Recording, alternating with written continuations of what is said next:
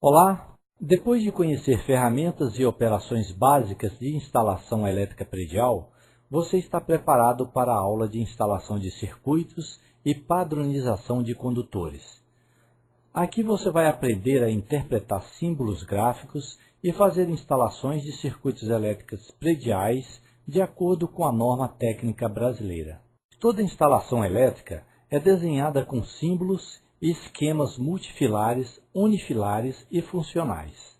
O esquema multifilar, por exemplo, representa todo o circuito, com detalhes de ligação e funcionamentos dos componentes.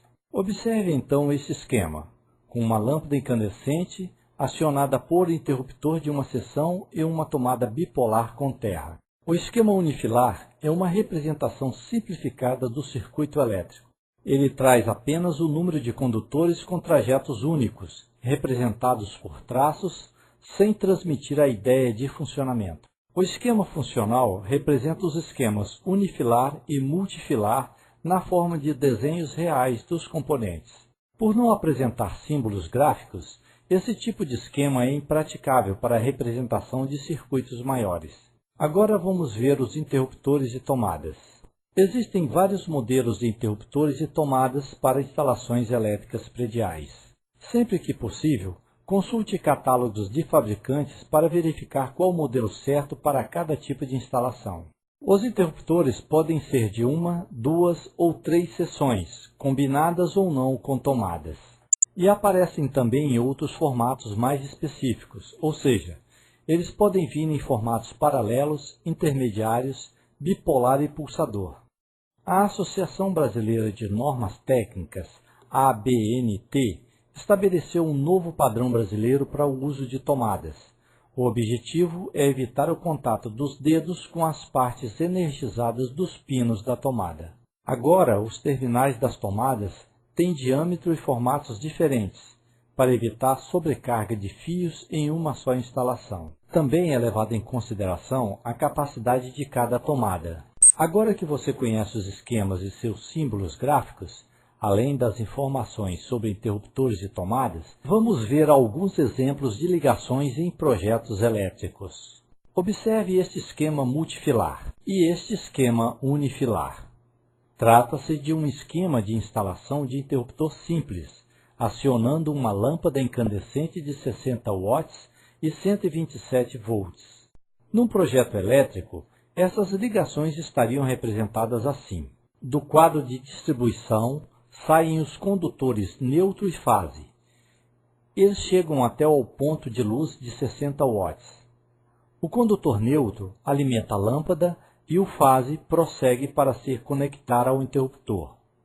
Ao mesmo tempo, o interruptor envia um condutor chamado retorno de volta para a lâmpada, acendendo a luz e completando o circuito. Agora vejamos um exemplo de projeto de instalação de interruptor simples, acionando uma lâmpada juntamente com a instalação de uma tomada monofásica com terra. Um projeto elétrico dessa ligação seria representado assim. Vem do QM, que é o quadro de medição, onde fica o relógio medidor de energia. Os condutores neutro, fase e terra chegam no quadro de distribuição. No quadro de distribuição há dois circuitos, um circuito para iluminação e um para tomada. O circuito 1, com condutor neutro e fase, chega até o ponto de luz de 60 watts. O condutor neutro alimenta a lâmpada, o condutor fase prossegue para se conectar ao interruptor. Ao mesmo tempo, o interruptor envia um condutor chamado de retorno de volta para a lâmpada, e a lâmpada acende. Já o circuito 2 tem os condutores neutro, fase e terra saindo do quadro de distribuição. Esse circuito passa pelo ponto de luz e desce até a tomada. Agora vamos ver uma instalação de interruptor de duas seções acionando duas lâmpadas incandescentes de 60 watts e 127 volts em um mesmo ambiente. Veja a representação desses esquemas em um projeto elétrico. Os condutores neutro e fase saem do quadro de distribuição e chegam até o ponto de luz de 60 watts. O condutor neutro alimenta o ponto A da lâmpada. e prossegue para o ponto B para alimentar a outra lâmpada. O condutor fase prossegue para se conectar ao interruptor. Ao mesmo tempo, o interruptor envia dois condutores de retorno para acender as lâmpadas no ponto A e no ponto B, completando o circuito. A ABNT padronizou algumas regras para os condutores de energia. Em relação às cores, por exemplo, o condutor neutro é sempre azul. O terra é sempre verde ou verde com listras amarelas. E o condutor fase é de outra cor qualquer que não seja a mesma do neutro ou do terra. Hoje, a maioria dos profissionais prefere o condutor flexível, mais fácil de aplicar em eletrodutos.